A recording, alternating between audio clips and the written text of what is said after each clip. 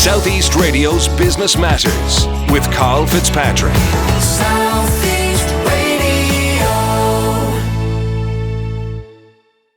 Doireann Sweeney from the CCPC outlines the changes brought about by the new gift voucher legislation and what this will mean for business owners. Claire Tate from Chocolatey Claire discusses her vegan chocolate brand, and Mary McKenna from Tour America gives her views on some of the issues facing small businesses across Ireland today.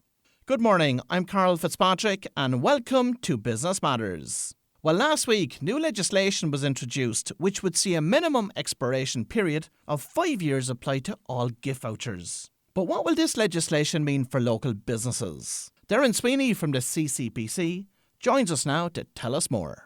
Doireann, we'll be discussing the new gift voucher legislation which came into effect last week. But before that, talk to us about your role with the Competition and Consumer Protection Commission. Yeah, absolutely. My role is long title as Head of Corporate and Stakeholder Communications at the Competition and Consumer Protection Commission. So we're the body with responsibility for enforcing competition and consumer protection law. And my role is to work with a lot of our external stakeholders, so particularly the media, but also with businesses, TDs, other government bodies, to help them explain our work or to take questions about our work as well. So, new legislation governing gift vouchers came into effect last week, but why did this legislation need to be introduced? Yeah, absolutely. Particularly at this time of year, we would see an increase in calls from consumers who may have got a voucher, this time last year at Christmas, and it had expired. And some businesses would take them, after expiry date. Other businesses wouldn't. Some businesses had 3 months expiry, and other businesses had no expiry dates. So there was a lot of inconsistency. And one of the key things that we were trying to tell consumers was use them quickly because there's such variety in expiry dates, which is very hard for people when you're busy to know when you've got 4 or 5 vouchers in the drawer to know which dates and when to use them. So what you found was there was a number of vouchers would be unused, and that's wasted money for consumers who are paying for them. So this is the first type of legislation that's specifically looking at the expiry dates, but also some other terms and conditions that are attached to gift vouchers as well too. So it's standardised, so it doesn't matter what business you're in, whether you're a restaurant or a hotel, you all have to comply and everybody has to comply by the same, but allows that predictability for businesses as well too. So if you would look, if there was no expiry date and you were not allowed to have an expiry date, it's very hard for businesses to organise and ensure they maintain and know that money could be cashed in at any point in time, whereas the 5 years focuses mind for consumers and for businesses as well too. Now, one of the primary changes is that a gift voucher cannot have an expiry date less than 5 years from the date of the purchase. Were consumers experiencing many problems, and how accommodating are businesses in general in relation to expired vouchers? Absolutely. So from context from consumers, we probably would see spikes at certain times of the year where there were issues, where either they were unaware of what the date was or that they had gone to use a voucher and they had been advised that they weren't allowed to use a voucher. Whether businesses were prepared to honour it varied a huge amount. Some businesses were, particularly the larger businesses, probably could absorb it in no problem, where smaller businesses may not have that capacity. So there's a huge amount of variety, and I suppose that's where the difficulty came for consumers, because it depended, rather than, now there's a certainty of I have 5 years, irrespective of where I buy it from. It depended on the business itself, and they were very much at the mercy of businesses' terms and conditions, and all that was required from the business's perspective was that they had to tell their customers what the expiry date or any other terms and conditions that were attached to the vouchers they were selling. And prior to this legislation being introduced, if there was no expiry date on a voucher, what did that mean in terms of its usage? It would vary, I suppose. What was good is what we often hear is consumers putting the voucher in the back of the drawer and discovering doing the clear out a year later or 2 years later, and that's usually when it came about and there was a disappointment then that they can't use it. So obviously that becomes no longer an issue. So that would probably be the primary issue. Now, there are other challenges attached to gift vouchers. So, for example, having a gift voucher, and if you have it for a while, and the shop or restaurant going out of business, and you having no, very limited access to getting your money back. So there would have been those kind of issues, I suppose, that we would have heard of. And can this legislation be applied retrospectively to cover vouchers which may have been purchased prior to the legislation being introduced? No, these rules are only for vouchers that were bought from the 2nd of December of this year. So if you've bought a voucher prior to that, you're subject to the terms and conditions that you at the time of what you bought them. So you'd need to look at the finer small detail within the voucher itself to see what applies. And what other changes were introduced as part of this new legislation? Yeah, well, along with the minimum 5 years, you also are obliged now to provide the date in which the voucher started, along with the expiry date in a written format, so whether that's in email or handwritten. The other changes include that you cannot limit the amount of vouchers used in a single transaction. So this will be where people had multiple vouchers and they went to use them all at the same time for one transaction, and a business saying, no, you can only use one of those vouchers for this transaction and you must use them individually in other transactions. That was one I wasn't aware of until the consultation, but it did come up in the consultation. The other is around, I suppose, the user's name on the gift voucher. So, for example, if I gave you a gift voucher and you brought it into your local restaurant and it wasn't in your name, the restaurant refusing to accept it and the embarrassment that would have come with that, that can no longer be the case. The business must accept the gift voucher irrespective of what name is on the gift voucher. And this is an important, leads on to an important one, particularly in airlines. So through the consultation, what was heard was that some airlines were charging to change the name on a gift voucher. So I may know you as one name, but your passport name may be something different.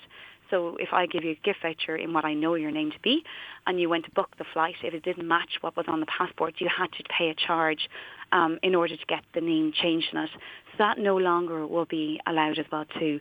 So it just means irrespective of what the names are on these gift vouchers, they will be accepted no matter what business or sector that it's in. That's very interesting. Now, one other issue as well that I've heard over the years in relation to using vouchers is that some stores were only allowing the voucher against full price stock. So you couldn't use it against sale price stock. Has the new legislation dealt with that also? It deals with in terms of using the full value, but not specifically in that context. So now you don't have to use the full value on one transaction.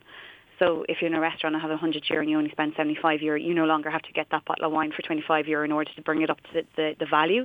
What you're entitled to is either getting a new voucher for the outstanding amount or the cash. But that's specifically the only aspect that it deals with. So what are the consumer rights for somebody that goes into a shop with a voucher and wants to use that voucher against sale items and they're being told that no, it can only be redeemed against full price stock? It would come down to what's in the terms and conditions of the voucher. It must state that you can only use that voucher for stock or full price stock. So it does come down to that specific what it says. Now, if it doesn't say that, you were well within your right to say, well, I haven't been advised, nor was I advised before getting the voucher, and you should then be honoured with being able to buy whatever stock you wish. And if businesses are found to be in breach of this new legislation, what sanctions can be imposed on them, Doireann? Well, these are similar to any of our consumer protection laws. So initially what we try to do is bring about compliance. So address the issue and ensure that consumers, so if you want to use the gift voucher and you're been told that you can't because the expiry date is a year on it. Well, what we look for in the first instance is for the consumer to get their gift voucher for that value. If we, through engagement, a business is not complying, we then have what we call compliance notices, which is a legal notice that compels you to comply with the law. And if that then doesn't, or you refuse to, then we can look up to court and court action. And we are now entering the peak time of year for people buying gift vouchers. So what advice do you have for businesses that will be issuing vouchers over the coming weeks? Absolutely. Well, the most important thing to do is to sit down now and look at your gift vouchers terms and conditions. We have guidance on our website, which is ccpc.ie, which explains the different changes, and you need to look to see, does your policy fall in line? So is your expiry dates less than 5 years? Are you giving the dates to your customers? Are you allowing for vouchers, more than one voucher? And do you have a policy in place that allows to a customer, if they don't use the full value in one transaction, to have either gift voucher or cashback, and to look at the terms and conditions? If it's the case that you already have a pre-printed voucher, it is fine to use a pre-voucher as quickly as you can, but to make sure that the customer walks away with a written explanation that this voucher will be valid for 5 years. However, irrespective of whether you do that or not, if your voucher says 12 months and a customer has bought it since the 2nd of December, they will by law be entitled to 5 years, irrespective of what you have printed on it. So probably the most important thing is to look to see what your current terms and conditions are, and then look at your physical vouchers to see are the expiry dates and is the information that's required been provided as well too. And it's important to look to see, as you explained there and asked there, about if there are specific terms and conditions about these vouchers that a customer needs to know about when they can or can't use it. It should be explained clearly before a customer buys the voucher. And what is the CCPC's role in relation to operating an awareness programme for both businesses and consumers about the impact of this new legislation? We have two roles. So on the consumer side of things, we have a role at the moment to get out to make consumers aware of these changes when they're buying vouchers right now. We also provide an information role. So if you went to buy a voucher and it was at 12 months now, you can come to us. We'll advise you about your rights. We'll look at the information on our system, and we'll engage with the business if they're not complying. And that rolls into what our role is in terms of businesses. So our role is now out to tell businesses what they need to know about this. We don't give legal advice, which is important to say. However, we do provide guidance that will help a lot of businesses understand what they need to do. When we get contacts, we will try and engage with businesses to make them aware that there is legislation there that they are required to comply with.